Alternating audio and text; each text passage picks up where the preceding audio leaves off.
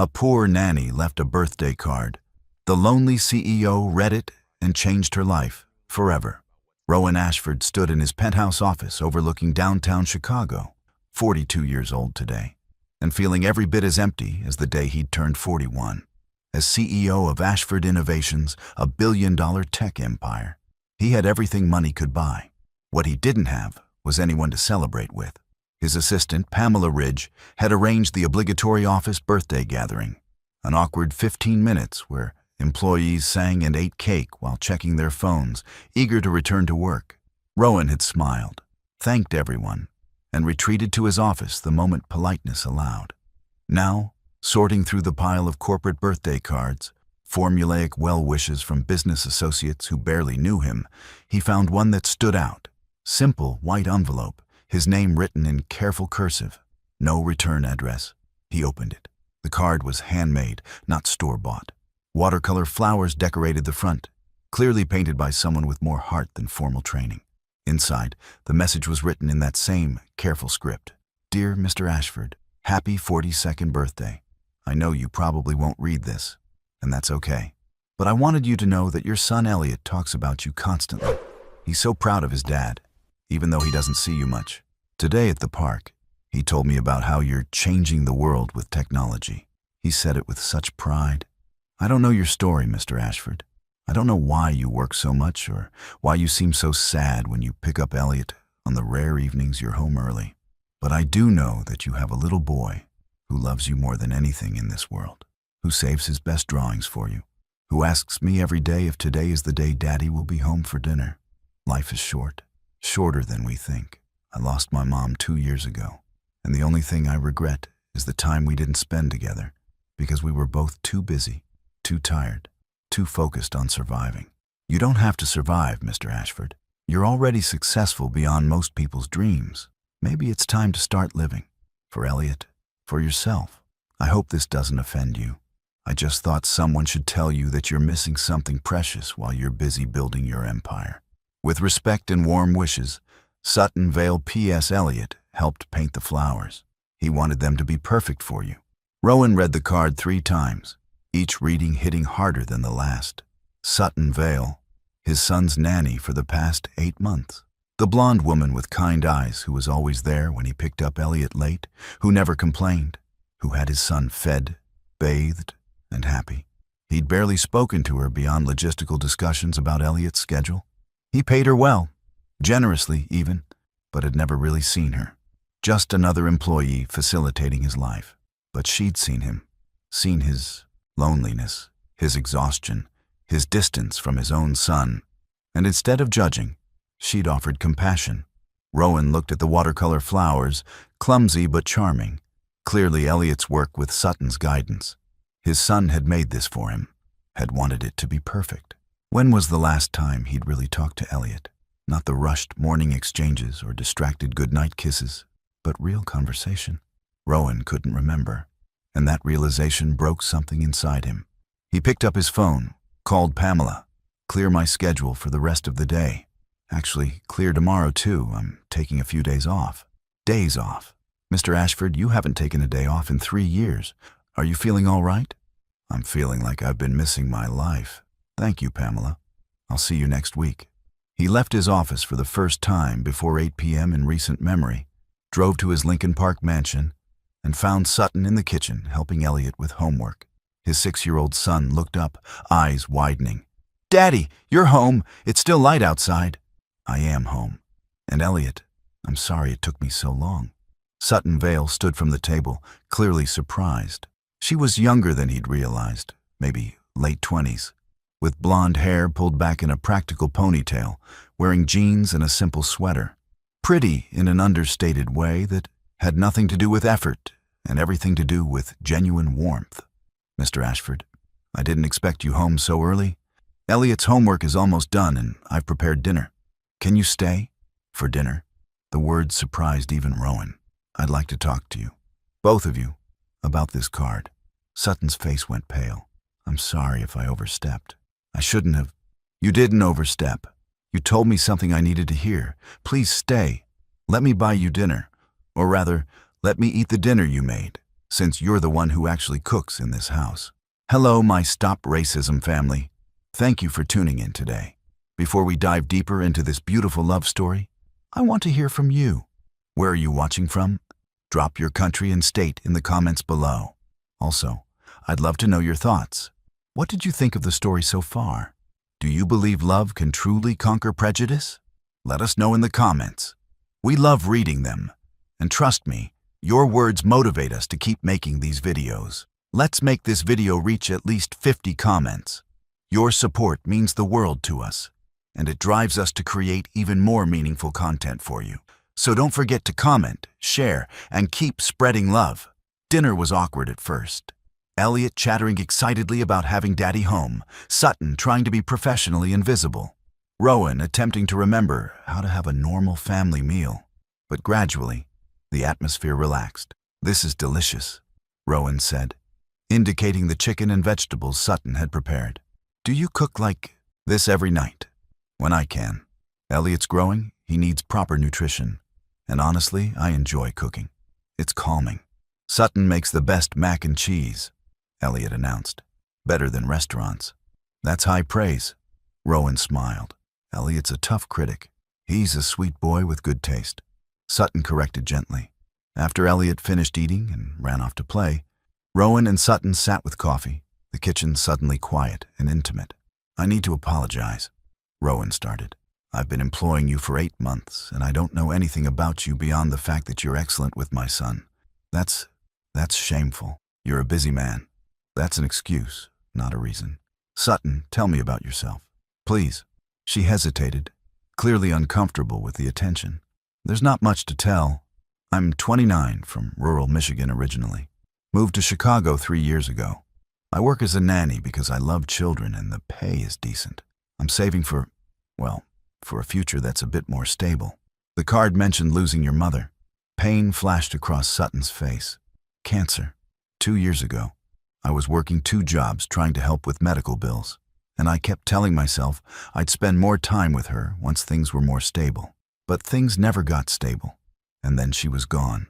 That's why I wrote what I wrote in your card. I see you missing time with Elliot while chasing something. Success, security, I don't know. And I recognize that trap, because I fell into it too. I'm sorry about your mother. Thank you. She was everything to me.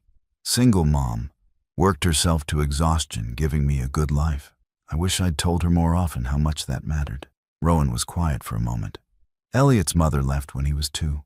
Said motherhood wasn't what she'd signed up for, that she had career aspirations my lifestyle was hindering. She walked away and never looked back. I've been trying to be enough for him, mother and father both, while running a company. I'm failing at both. You're not failing. Elliot adores you, but I'm absent. You're more of a parent to him than I am. You know his favorite foods, his fears, his dreams. I don't. That card, Sutton, it wrecked me, because you're right. I have everything except the thing that matters most. So change it. You're the CEO. You control your schedule. It's not that simple. It is that simple. You've just convinced yourself it isn't. Mr. Ashford, I've worked for 6 families in 3 years. I've seen parents who genuinely can't be home. Single mothers working 3 jobs. Families where both parents are stretched impossibly thin. That's not you. You choose to work late. You choose meetings over dinner.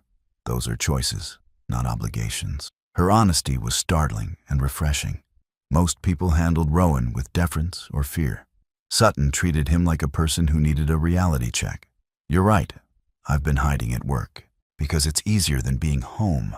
This house, it's lonely, full of memories of a marriage that failed, full of reminders that I couldn't be enough to make her stay. Work doesn't judge me. Work doesn't leave. But work doesn't love you either. And Mr. Ashford, you have a child who does. That's precious. Don't waste it. Call me Rowan. And Sutton, thank you. For the card, for the honesty, for taking care of my son when I've been too self-absorbed to do it properly myself. You're welcome. And Rowan, it's not too late. That's what I'm trying to tell you. It's not too late to change, to be present, to build the relationship with Elliot that you both deserve. Over the next weeks, Rowan did something revolutionary. He started going home, not at 10 p.m. when Elliot was asleep, but at 6 p.m. for dinner. He read bedtime stories. He attended Elliot's soccer games. He actually learned about his son's life beyond second-hand reports from Sutton. And in the process, he learned about Sutton too. Sutton Vale was unlike anyone Rowan had encountered in his business world. She was genuine, unimpressed by wealth, more interested in people's character than their bank accounts. She worked 2 nanny jobs, Rowan's plus another family, plus weekend shifts at a community center teaching art classes to kids. "You're working yourself to death," Rowan observed one evening when Sutton looked particularly exhausted. "I'm working to save money. There's a difference." "Saving for what?" She hesitated. "A small studio, an art space where I can teach classes full-time, work with kids from low-income families who can't afford private lessons. It's a dream, probably unrealistic." "It's not unrealistic. It's admirable." "How close are you?" "About 40% of what I need. Another 2 years if I'm lucky." Rowan made a note to help make that dream happen, but he was learning that Sutton was fiercely independent. Offering her money directly would insult her pride. He'd have to be strategic. His executive assistant Pamela noticed the changes in Rowan. "You're different," she commented during a meeting. "Happier? It's nice to see. I'm spending time with my son. Turns out that's more fulfilling than quarterly earnings reports. The nanny's influence, I hear. Her name is Sutton. And yes, she helped me realize what matters." His business partner, Terence Caldwell, was less diplomatic. "Rowan, people are talking. You're leaving work early, taking calls from your kid's nanny during meetings. Some board members are concerned you're getting distracted. Let them be concerned. I'm a better CEO when I'm a present father. The two aren't mutually exclusive. It's just, she's the help, Rowan, the nanny. Getting too close to staff is rarely wise. Sutton is not the help. She's an intelligent, compassionate woman who's been parenting my child while I've been absent. Show some respect." Terence raised his hands in surrender. "Fine. Just be careful. You're a black billionaire being attentive to a young white nanny. People will make assumptions, ugly ones. Let them. I'm done living according to other people's narrow thinking." But Terence's warning nagged at Rowan, because he was becoming increasingly aware that his feelings for Sutton were developing beyond gratitude or respect. He looked forward to seeing her. He engineered reasons to be home when she was there. He found himself thinking about her at odd moments. Her laugh, her gentleness with Elliot, the way she treated everyone with equal dignity. He was falling for his son's nanny, and it was both wonderful and terrifying. Sutton, for her part, was carefully maintaining professional boundaries. She called him Mr. Ashford despite his requests otherwise. She kept conversations focused on Elliot. She was polite, warm, but careful, until the day Elliot got sick. A stomach bug hit hard. Fever, vomiting, general misery. Rowan came home early to find Sutton in Elliot's room, holding his hand, singing softly while he slept, fitfully. "How is he?" Rowan whispered from the doorway. "Fever's down. He kept some water down an hour ago. I think the worst has passed." Sutton looked exhausted. She'd been there all day, nursing Elliot through the illness. "You should go home. Get rest. I'll take over." "I'm fine." "Sutton, you've been here for 12 hours. Let me parent my own child, please." She stood reluctantly, swaying slightly with fatigue. Rowan caught her elbow. "When's the last time you ate?" I'm not sure." "Downstairs. Now. I'm making you dinner." "Mr. Ashford." "Rowan, and this isn't a request. You've been caring for Elliot all day. Someone needs to care for you." In the kitchen, Rowan made grilled cheese, about the extent of his cooking skills, while Sutton sat at the island, clearly uncomfortable being cared for. "I'm not used to this," she admitted. "To what?" "To people noticing when I need something. I'm usually the one doing the noticing." "Who takes care of you, Sutton?" "I take care of myself. That's how it works when you're on your own." "You don't have family? Friends?" "My dad left when I was young. My mom's gone. I have friends, but everyone's struggling. We help each other when we can, but mostly we're all just trying to survive. Taking care of myself is what I know." Rowan set the sandwich in front of her. "You take care of everyone else, your students, the families you work for, even me by extension through Elliot, who makes sure you're okay." "I'm okay. I'm always okay. That's not the same as being cared for, being seen." Sutton looked at him, really looked, and something passed between them. Recognition, connection, the beginning of something neither could fully name yet. "Why do you care?" she asked quietly. Because you're important. To Elliot, yes, but also to me. Sutton, these past weeks, getting to know you, seeing how you move through the world, you've reminded me what kindness looks like, what genuine goodness is. That's rare. You're rare. I'm a nanny who's broke and exhausted. There's nothing rare about that. You're a woman who paints with children, who leaves birthday cards for lonely CEOs, who sees people's pain and responds with compassion. That's rare. That's precious. And Sutton, I want you to know you're seen. I see you. The dynamic between Rowan and Sutton shifted after that night. The professional boundaries that Sutton had carefully maintained began blurring. Conversations stretched longer. Rowan found excuses to be home when Sutton was there, and Sutton stopped calling him Mr. Ashford. Rowan's sister, Nadine Ashford, noticed during her weekly visit. "You're in love with the nanny," she announced over coffee, while Elliot and Sutton were at the park. "I'm not. Rowan, I've known you 39 years. You light up when she walks in a room. You talk about her constantly. You restructured your entire life based on a birthday card she wrote. You're in love with Sutton Vale. It's complicated. Love usually is. What's the complication? She's wonderful with Elliot. Clearly intelligent, and from what I've seen, she treats you like a person instead of a wallet. Sounds ideal. She works for me. That's a power dynamic issue. She's white, I'm black. That invites judgment and racist assumptions. She's financially struggling. I'm a billionaire. People will say she's using me. The complications are endless. Or they're excuses because you're scared. Of what? Of being hurt again. Of being left. Elliot's mother wrecked you, Rowan. You've been closed off ever since. Sutton's gotten past your defenses, and that terrifies you. Nadine was right, as usual. Rowan was scared. His ex-wife, Vanessa, had made him feel insufficient. Not enough money, not enough attention, not enough ambition. He'd spent the past 4 years proving his worth through success. But Sutton didn't care about success. She cared about presence, authenticity, human connection. What if he wasn't enough for her either? Meanwhile, Sutton was navigating her own confusion. Her best friend Ivy Brennan confronted her during their weekly coffee date. "You're in love with him," Ivy stated bluntly. "I'm not. I work for him." "Sutton, you talk about him constantly. You light up when discussing your days with Elliot, and Rowan did this, or Rowan said that, peppers every story. You're falling for the billionaire CEO. It's not appropriate. He's my employer. He's a man. You're a woman. You have chemistry. What's inappropriate is pretending you don't. Ivy, he's a black billionaire. I'm a broke white nanny.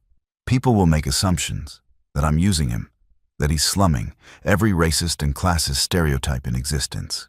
Is it fair to either of us to pursue something that will invite that judgment? Is it fair to deny your feelings because other people are bigoted? Sutton, you've spent your whole life caring what others think, trying to be perfect, avoiding risk. Look where that got you, alone and exhausted. Maybe it's time to be brave. I don't know how. Start by being honest with him and yourself. The moment of truth came during a thunderstorm. Sutton was supposed to leave at 6 p.m., but the weather was dangerous. Lightning, flooding, tornado warnings. Rowan insisted she stay. "I can't impose." "Sutton, the roads are dangerous. You're staying." Guest room, no arguments. Elliot was thrilled. A sleepover with Sutton. They made popcorn, watched movies, and eventually Elliot fell asleep between them on the couch. Rowan carried his son to bed, then returned to find Sutton still on the couch, staring out at the storm. "Penny, for your thoughts?" he asked, sitting beside her. "I'm thinking this is dangerous." "The storm?" "Us. This. Whatever's happening between us. It's dangerous, Rowan. For so many reasons. I know. Believe me, I've cataloged every complication. But Sutton, when I'm with you, I feel something I haven't felt in years. Peace. Hope. Like maybe I'm allowed to be happy instead of just successful. You barely know me. I know you've been here for 8 months, caring for my son with devotion that goes beyond a paycheck. I know you wrote me a birthday card that changed my life because you cared enough to see my pain. I know you work yourself to exhaustion, pursuing a dream of helping children. I know your favorite color is sage green. You take your coffee with too much sugar, and you hum when you're concentrating. I know you're the kindest person I've ever met. That's not nothing, Sutton. But the complications, are other people's problems. Sutton, I'm tired of living for other people's approval. Are you interested in me? At all? She was quiet so long, Rowan thought he'd ruined everything. Then, yes. God help me, yes. I'm interested. You're brilliant and kind, and you've worked so hard to be present for Elliot. You listen when I talk, you see me as more than the help. You make me feel valued. But Rowan, I'm scared. Of what? Of everything. Of people saying I'm using you. Of not fitting into your world. Of you eventually realizing I'm just a broke nanny and you can do better. Of losing this job if it doesn't work out, and then losing Elliot too. The stakes are so high. Then we'll be careful. We'll take it slow. But Sutton, I have to know. Is there a chance? For us? She turned to face him fully, her blue-gray eyes serious. Yes, there's a chance. But Rowan, if we do this, we have to be honest with each other. About feelings, about concerns, about everything. I can't do half-truths or pretending. Can you handle that? Absolute honesty? That's the only thing I want. Deal. They kissed then. Gentle, tentative, full of possibility. And Rowan felt something fundamental shift. He'd been lonely so long he'd forgotten what connection felt like. Sutton Vale had reminded him, and he was never letting that go. How's this story hitting you so far? Tell us in the comments. If you're loving it, type 1. If not, type ZO. We want to know what you think. They decided to keep the relationship private initially, not from shame, but from caution. Elliot was their priority, and they needed to ensure this was real before introducing complications. For 6 weeks, they dated quietly. Dinners after Elliot slept, walks in parks where no one knew them, conversations that stretched past midnight about dreams, fears, everything. Rowan learned about Sutton's childhood poverty, her mother's sacrifices, her determination to break the cycle. Sutton learned about Rowan's struggles with racism in tech, his drive to prove himself, his fear of never being enough. I constantly feel like I have to work twice as hard to be taken half as seriously, Rowan admitted one night. Being a black CEO in tech, there are so few of us. I carry the weight of representation constantly. That's exhausting. It is, but it's also why success matters. I'm not just building wealth for myself. I'm proving we belong in these spaces. You've already proved that. Your company is worth billions. You've revolutionized accessibility technology. What more do you need to accomplish? I don't know. Maybe that's the problem. I've been so focused on the next goal that I forgot to enjoy what I've already built. You're enough, Rowan. Without another company acquisition or product launch, just you. You're enough. It was what he'd needed to hear for years. The relationship became public when a society photographer captured them at Elliot's school function. Rowan's arm around Sutton's waist, both watching Elliot perform, looking like a family. The photo appeared in Chicago's society pages, with speculation about Rowan Ashford's mystery woman. His publicist, Greta Hammond, called immediately. We need to get ahead of this. Who is she? My son's nanny. Her name is Sutton Vale. We're dating. Dating the help. Rowan, that's going to generate commentary. Let it. I'm not hiding this relationship because people are judgmental. The commentary came fast. Business journals questioned his judgment. Society blogs speculated about Sutton's motivations. The racial dynamics, a black billionaire with a white nanny, invited every stereotype. Some accused Rowan of selling out his community. Others accused Sutton of social climbing. The worst came from conservative blogger Preston Wells, who wrote a scathing piece titled, When Success Goes to Your Head. Rowan Ashford's questionable choices. Billionaire tech mogul Rowan Ashford has apparently decided that building an empire isn't enough. Now he's collecting white women like trophies. His latest conquest? His son's nanny, a broke nobody from Michigan.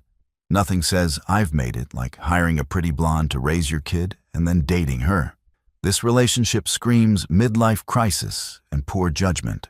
One wonders what Sutton Vale did to earn her position beyond the obvious. The implication was clear and disgusting.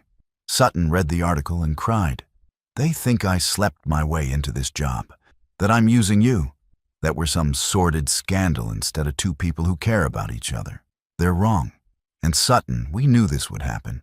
People who can't comprehend genuine connection assume the worst. That's their limitation, not our reality. But Rowan, this affects you professionally. Your board, your investors, What if they lose confidence because of me? Then they're not investors I want. Sutton, I'm not giving you up because people are small-minded. His CFO, Leonard Voss, requested an emergency meeting. The board is concerned. This relationship with your employee, with the racial dynamics, with the public perception, it's become a distraction. Some members are questioning your leadership. Because I'm dating someone? Because you're dating the nanny. The optics are terrible, Rowan. It looks like you're exploiting a power dynamic, having an inappropriate relationship with staff. And frankly, some board members are uncomfortable with the interracial aspect. They won't say it directly, but the discomfort is there.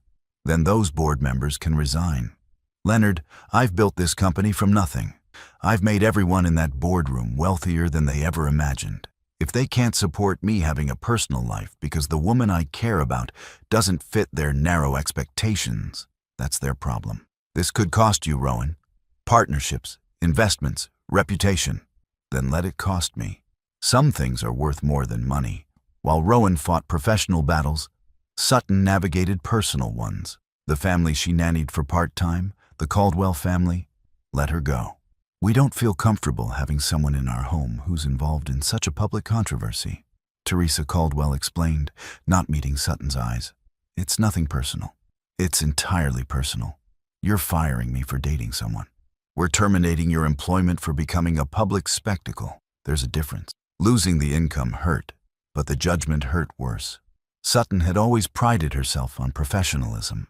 Now she was being labeled as inappropriate, opportunistic, using her position to snag a rich man.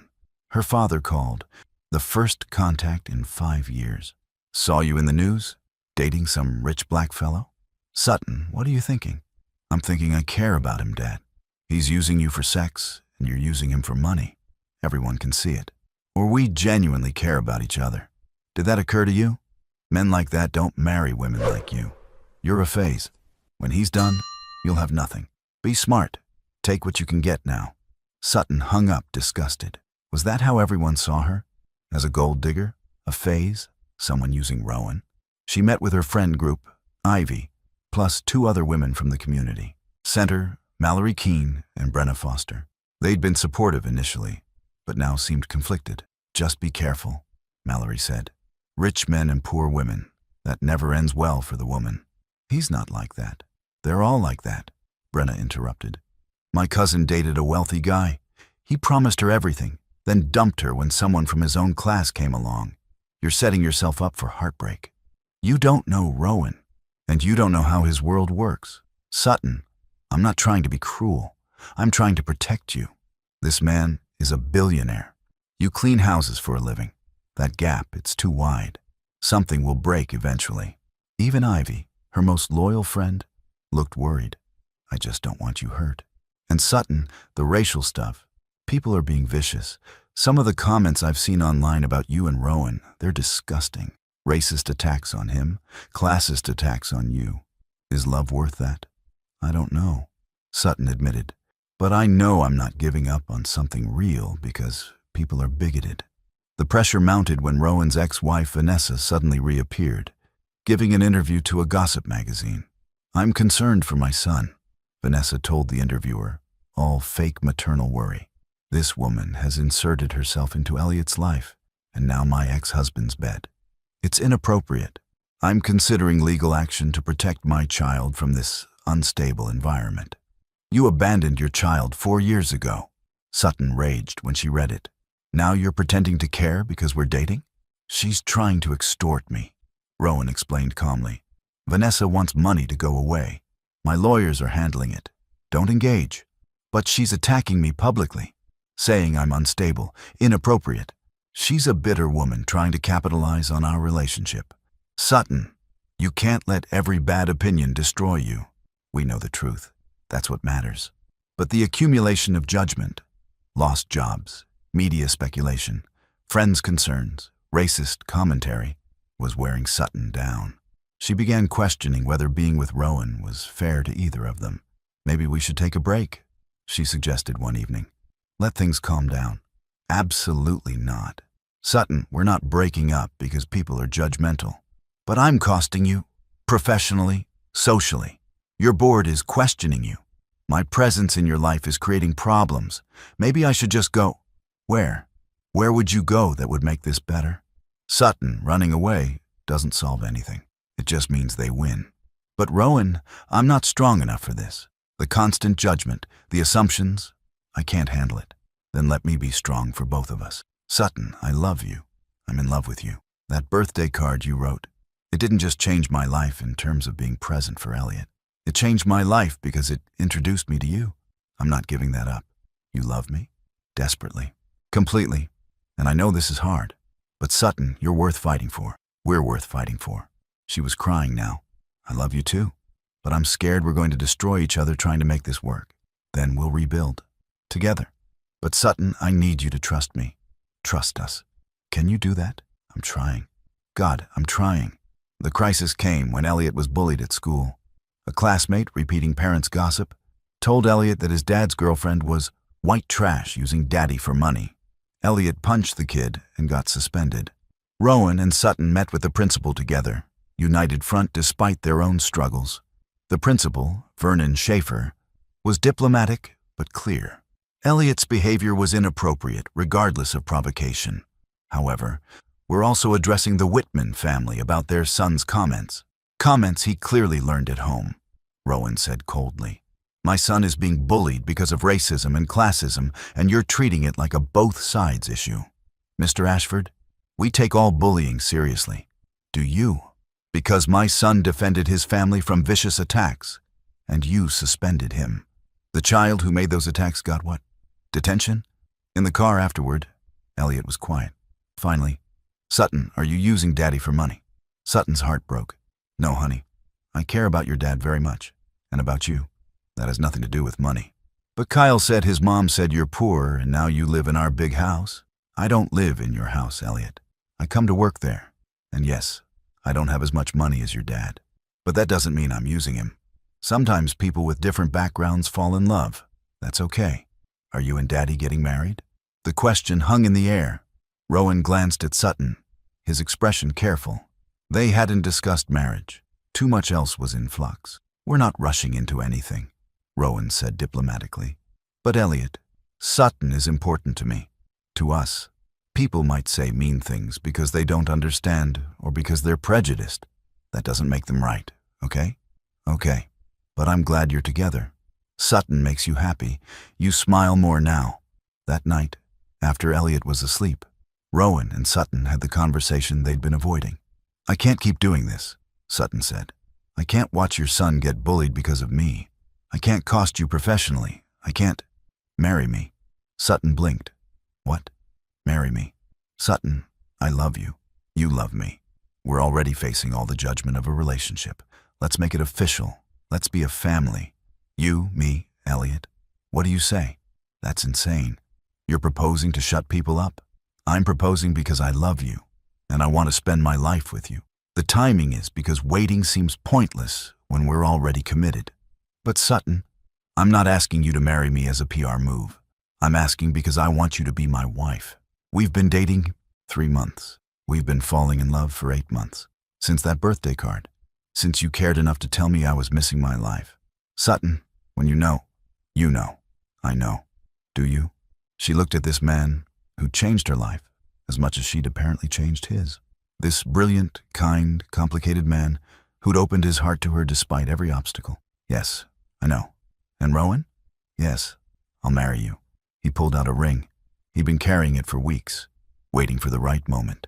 It was perfect, simple, elegant, a sapphire because he'd noticed she preferred blue to diamonds. I love you, he said, sliding it on her finger. You changed my life, Sutton Vale. Now let me spend the rest of it proving you made the right choice. They married quickly. Small ceremony, immediate family only. Rowan's mother, Claudette Ashford, welcomed Sutton warmly, despite initial reservations. I worried my son was rushing, Claudette admitted during the reception. But watching you two together, you're good for him. You've made him human again. Thank you for that. He's made me brave, Sutton replied. I've spent my life playing it safe. Rowan taught me that some things are worth the risk. My son's lucky. And Sutton? So is Elliot. You've been more of a mother to that boy than his biological mother ever was. Family isn't always blood. Sometimes it's choice. Marriage didn't silence the critics, but it did solidify their commitment. Together, Rowan and Sutton faced the judgment, the racism, the classist assumptions, and slowly, they built something beautiful. Rowan restructured his company, delegating more, working reasonable hours. He attended Elliot's games, helped with homework, was present in ways he hadn't been before that birthday card. Sutton left nannying to pursue her dream with Rowan's support. He helped her open Creative Sparks, an art studio offering free and low-cost classes to underprivileged children. The initial funding came from Rowan's foundation, but Sutton ran it, built it, made it succeed through her own effort and vision. "I don't want people saying you bought this for me," she'd insisted. "I'm providing seed funding through a foundation that supports children's education," Rowan corrected. "You're building the program, managing operations, creating the curriculum. This is your achievement, Sutton. I'm just making it possible sooner." The studio thrived. Within a year, they were serving 200 kids, offering painting, drawing, sculpture, mixed media. Sutton hired 2 other instructors, both women from working-class backgrounds who understood the students' struggles. "This is what you're meant to do," Rowan told her, watching her teach a class of 8-year-olds. "You're transforming lives. These kids, they'll remember you forever. They remind me of me. Growing up poor, feeling like art was a luxury I couldn't afford. If Creative Sparks had existed in my hometown, maybe I'd have pursued this sooner. You're pursuing it now. That's what matters." 5 years after Sutton's birthday card changed everything, they renewed their vows. Big celebration this time, a statement that they'd survived the scrutiny and built something lasting. The ceremony included everyone who'd supported them. Nadine, Claudette, Ivy, Fletcher from Rowan's company who'd become a friend, all the families from Creative Sparks, Elliot as ring bearer, proudly announcing, "That's my mom," when Sutton walked down the aisle. In his vows, Rowan said, "5 years ago, my son's nanny left me a birthday card that told me I was missing my life. She was right. I was successful but empty. Then she taught me what really mattered: presence, connection, love that transcends category. Sutton, you've made me a better father, a better man, a better human. Every day with you is a gift I'll never take for granted." In hers, Sutton said, 5 years ago, I was working 2 jobs, surviving but not living. I wrote a birthday card for my employer because I saw his loneliness and recognized my own. I thought I was helping him. Instead, he transformed my entire life. Rowan, you've given me confidence, opportunity, love I never thought I deserved. You've shown me that taking risks is how we grow, that love isn't about same backgrounds or matching bank accounts. It's about seeing each other clearly and choosing each other daily. I choose you, today, tomorrow, forever. They celebrated surrounded by love, the family they'd built, the community they'd created, proof that love could transcend race and class and every obstacle. That night, with Elliot asleep and their guests gone, Rowan and Sutton sat in the art studio. Sutton's dream made real, full of children's artwork and hope. "We did it," Sutton whispered. "Despite everything, the judgment, the racism, the doubt, we built this. Together, you built this," Rowan corrected. "I just helped." And Sutton, that birthday card, I keep it in my desk drawer. I read it sometimes when I need reminding of what matters. You gave me more than advice that day. You gave me a future. We gave each other futures. That's what love does. It creates possibilities that didn't exist before. Then let's keep creating. More studios, more programs, more ways to help kids like you were. Let's use our resources, both of them, to make the world better. Deal. But Rowan, thank you for reading that card, for taking it seriously, for changing not just your life, but mine. I was barely surviving when I started working for you. Now I'm thriving. That's because of you. It's because of us. Together, we're unstoppable. They kissed in the art studio, surrounded by children's dreams made visible. 2 people from different worlds who'd built a life that honored both. A poor nanny had left a birthday card. A lonely CEO had read it and changed her life forever. But more than that, they'd changed each other's lives, built something that proved love was stronger than prejudice, braver than fear, more powerful than any obstacle. And they'd spend the rest of their lives showing others that when you're brave enough to see clearly and love honestly, anything becomes possible, including happily ever after.